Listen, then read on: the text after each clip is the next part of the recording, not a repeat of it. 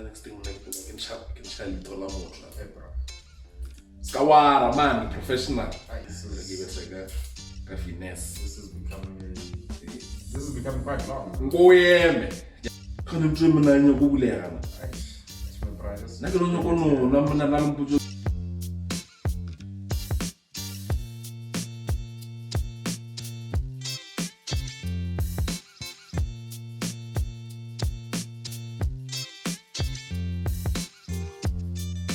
Welcome to Hops and Barrels, your soon-to-be #1 alcohol review channel. I am your host, Isaac Leshava, and in today's episode, we are going to be taking a look at the Gin Society's handcrafted blue gin. Now, before we get into it, the reason why you're on this video or you're on this channel to begin with is because you enjoy alcohol. You enjoy beers, you enjoy ciders, you enjoy wines, you enjoy spirits. If you don't drink alcohol, you are in the wrong place. So I'll wait and you can stop this video.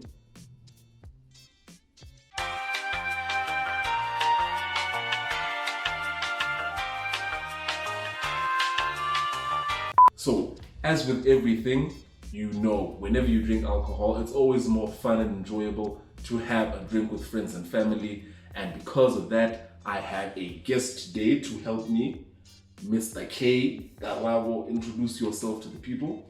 Mr. K. Garavo, and yeah, what else should I say? So fortune guy, and yeah. That's it. Social short media. Bio. I've got a short bio. I don't want followers. You can follow my other page though at So Fortune on all your platforms, all your social media pages. Yeah, personal stuff. Mr. K, welcome to Hops and Barrels, Season 1. Season 1. I'm not sure which episode this is going to be. We'll decide after post-production. We have today the Gin Society's Blue Handcrafted Gin. And what we're going to be trying to do is give it a rating out of 10 based on various characteristics and traits. So we'll first be looking at the size, we'll be looking at the ABV or the percentage, we'll be looking at the container itself. Don't see any ingredients here, so I don't think we'll be able to go through those. And then afterwards, we'll be looking at tasting notes, seeing what you can dash it with, seeing what food it goes along with, and after we've done that as a whole, then we'll give it a rating out of 10. So, let's get into it.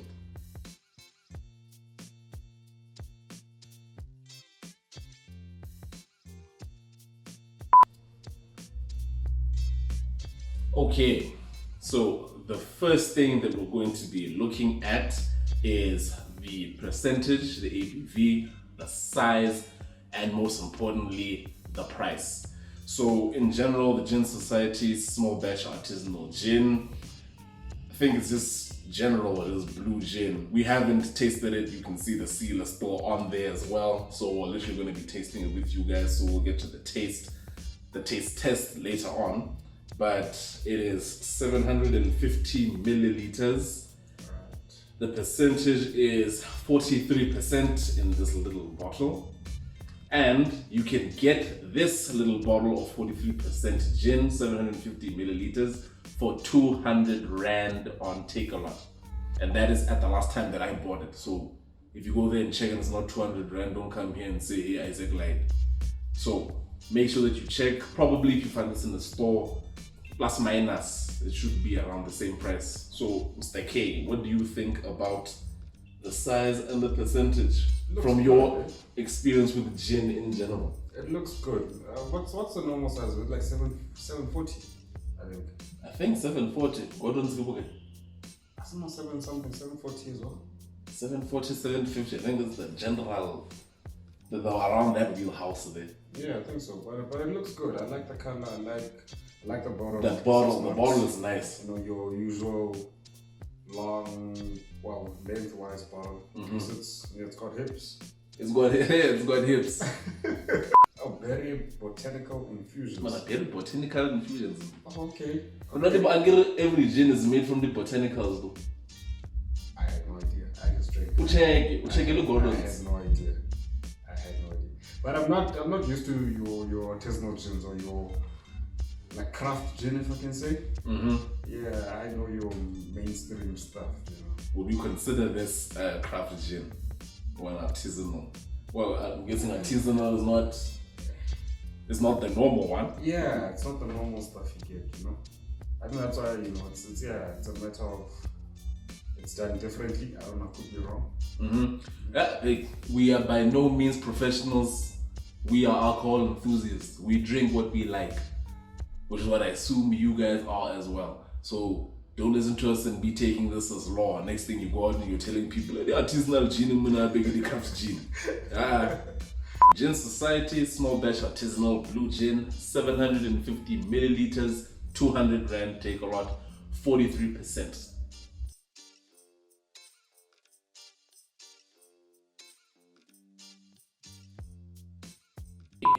Now we have finally reached the taste test. After we do the taste test, then we'll look at some tasting notes as well, because gin is one of those drinks that you can mix with various things. You can make cocktails with it or from it, and you can mix it with various different foods as well. So after we do the taste test, then we'll go through some examples of what we can possibly mix this with. So the first thing we're going to, okay, put the knife down. Yeah, no, please. So the first thing we're going to do is we're going to do the dry taste test. So we're going to take it in as it is from the bottle, straight from the bottle, straight to the head. Afterwards, then we will mix it with a little something.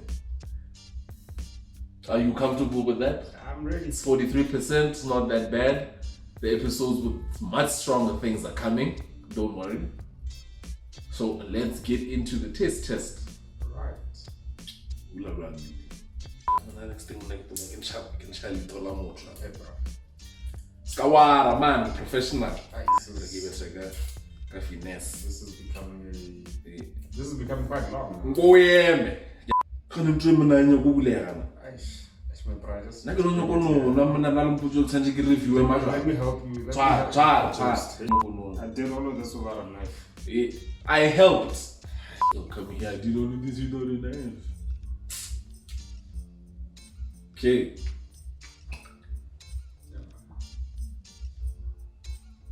Doesn't it smell like alcohol? Like it literally smells this. It doesn't have a smell. So, the short it smells blue, yeah. It smells like blue Powerade. If blue had a smell. If blue had a smell. Man, I got the Powerade and I tell about fangers the shots at Cuban. Yeah. Maybe they're using this. Yeah, maybe. What would the taste? So, as a rule of the Hops and Barrels house, we either do one finger or two fingers. No, I'm not going to over pour. So decide, pick. You want one finger or two fingers? I don't even know what that means. One finger. Oh. One shot's worth. Two fingers. One finger. One finger. I'm gonna do two fingers. You ain't going nowhere, man. Two fingers worth.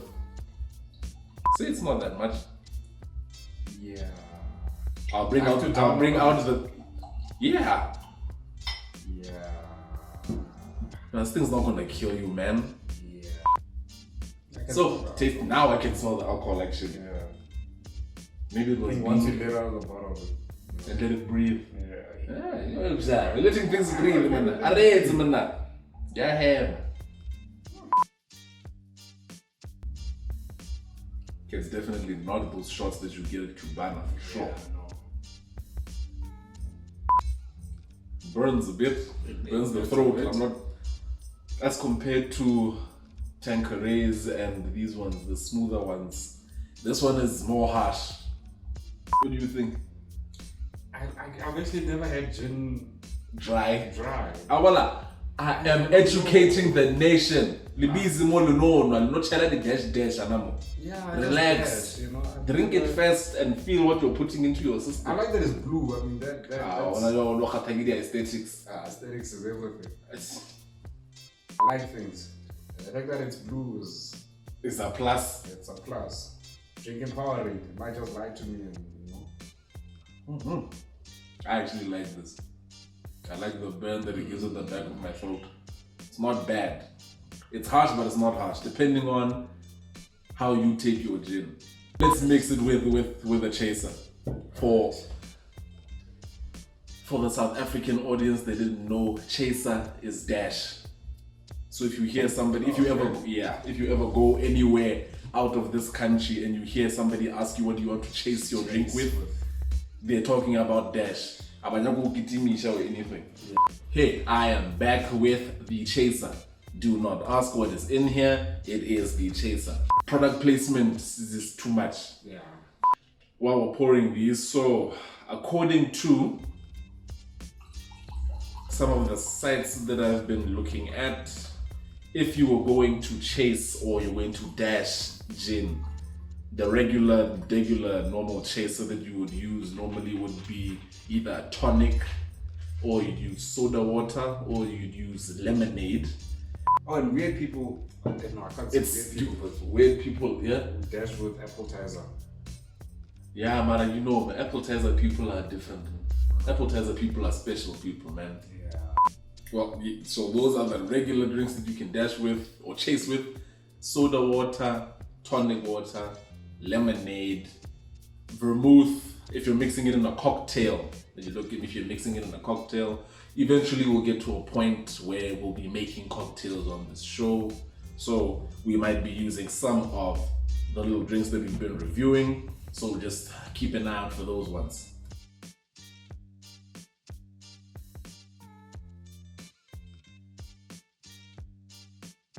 And now in terms of food, if you were going to drink gin, Mr. K, what would you eat?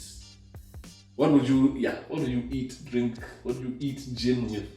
Anything, as long as I've got a plate in front of me. I think gin goes As long as you've got a plate. As long as there's a plate.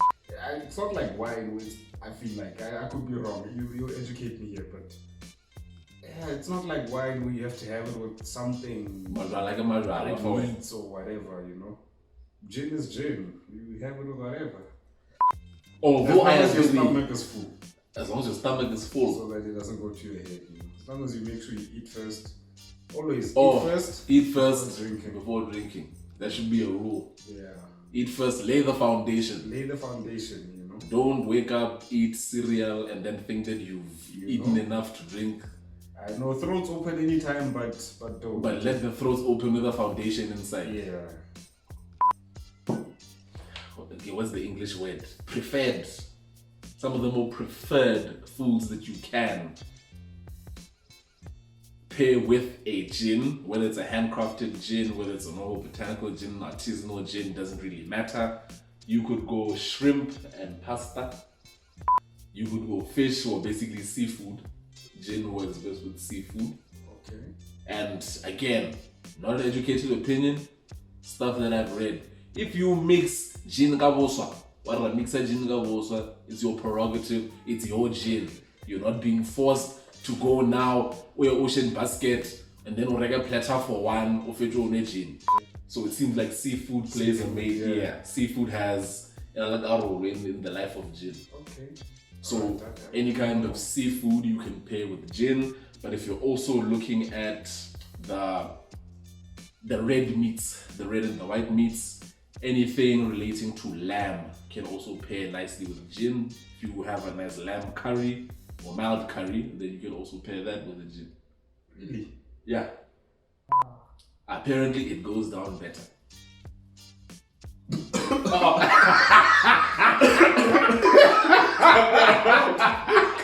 Hey, what the board, Amanda? Oopsie. What the hell was that? My bad. It went down the wrong pipe, bro. Hey, Dima, Amanda.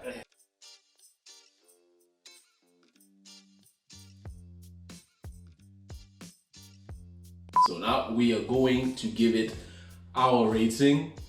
I'm going to give it my rating, and then Mr. K is going to give it his rating. But then my rating is not going to stick because it's my goddamn channel. Okay, yeah. But the guest rating is always important because that is the second opinion. So I'll give it an 8. An 8. Yeah, I based that on the bottle itself. The color smells nice. Mm-hmm. Looks good. So Aesthetics. So you're giving it an 8 based on aesthetics. No, but also based on taste as well. You know, it's nice. What's the difference between the dry and when you dash it with something? Does it feel better going down? Yeah, I can't drink gin dry, so it definitely feels better, tastes better. So. And you're not getting an alcohol taste. 7.5. Yeah, you see, you're making me take it down a bit. 7.5. Okay. Well, we got the honest opinion, so 7.5? Yeah, 7.5. Yeah. Okay. So, for me, I would definitely give it a solid 7 as well. Because aesthetics as well. You said the bottle has hips. It has hips. It's a really great color. It's not a dirty blue, it's a light, vibrant blue. I like that. The bottle definitely. Anything with a percentage over 40 is always good in my book. So I like that as well. It goes down nicely for me, dry, and with the chaser or the dash. So I'd give it a solid 7.